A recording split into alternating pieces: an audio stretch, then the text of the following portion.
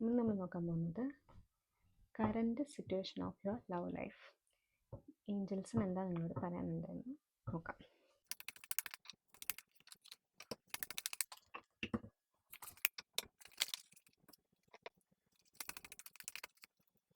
First എനിക്ക് കിട്ടിയേക്കുന്ന card open your eyes, second beware of codependency, and the third card is nothing has gone wrong. എനിക്ക് തോന്നുന്നു നിങ്ങൾ ആരൊക്കെയോ ചില ടോക്സിക് റിലേഷൻഷിപ്പിൽ പെട്ട് കിടക്കുകയെന്ന് എനിക്ക് തോന്നുന്നു.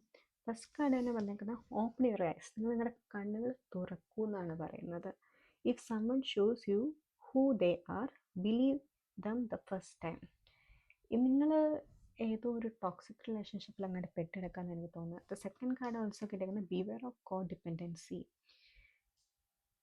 നിങ്ങളിപ്പോൾ ആയിരിക്കുന്ന റിലേഷൻഷിപ്പ് നല്ലതാണോ എന്ന് നിങ്ങളൊന്ന് ചിന്തിക്കേണ്ട സമയമായിരിക്കുന്നു എന്ന് എനിക്ക് തോന്നുന്നത്. നിങ്ങൾക്ക് ചിലപ്പോൾ പല മോശ സിറ്റുവേഷനിലൂടെ നിങ്ങൾ കടന്നു പോയിട്ടുണ്ടാവും. പിന്നെ നിങ്ങൾ എന്തിൻ്റെയൊക്കെ പേരിൽ നിങ്ങൾ പിടിച്ചു നിൽക്കുകയായിരിക്കും, പിടിച്ചു തൂങ്ങി നിൽക്കുന്നുണ്ടെന്നാണ് തോന്നുന്നത്.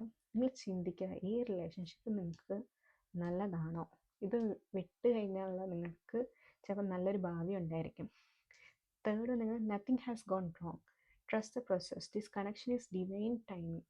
ഇപ്പം നിങ്ങൾക്ക് ഇത് ടോക്സിക് എന്ന് നിങ്ങൾക്ക് തോന്നുന്നുണ്ടെങ്കിൽ നിങ്ങൾക്ക് മാറി ചിന്തിക്കാനുള്ള അവസരമാണ്. നിങ്ങൾ മനസ്സിലാക്കുക, ഒരു ടോക്സിക് റിലേഷൻഷിപ്പ് ആളെ നമുക്ക് മാറ്റിയെടുക്കാമെന്നൊക്കെ വിചാരിച്ചാലും അതൊന്നും മാറാൻ പോകുന്നില്ല. ഒരാളുടെ ബേസിക് ക്യാരക്ടറിനെ ഒന്നും മാറ്റാൻ പറ്റില്ല.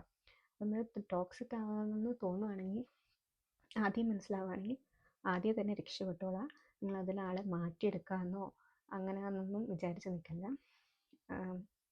നിങ്ങൾ നോക്കുക, നിങ്ങൾക്ക് ഇതിൽ നിന്ന് എനിക്ക് ഈ കിട്ടിയ എനർജിയിൽ നിന്ന് എനിക്ക് തോന്നുന്നു നിങ്ങളുടെ റിലേഷൻഷിപ്പ് അത്ര നല്ലതല്ല എന്നാണ് തോന്നുന്നത്.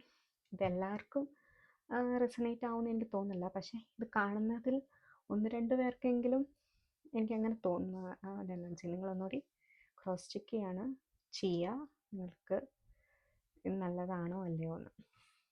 എനിവേ, നിങ്ങൾക്കിത് റെസണേറ്റ് ആവുകയാണെങ്കിൽ ലൈക്ക്, ഷെയർ, സബ്സ്ക്രൈബ് ചെയ്യുന്നതിനെക്കാട്ടി മുന്നേ നിങ്ങൾ റീതിങ്ക് ചെയ്യുക. Thank you.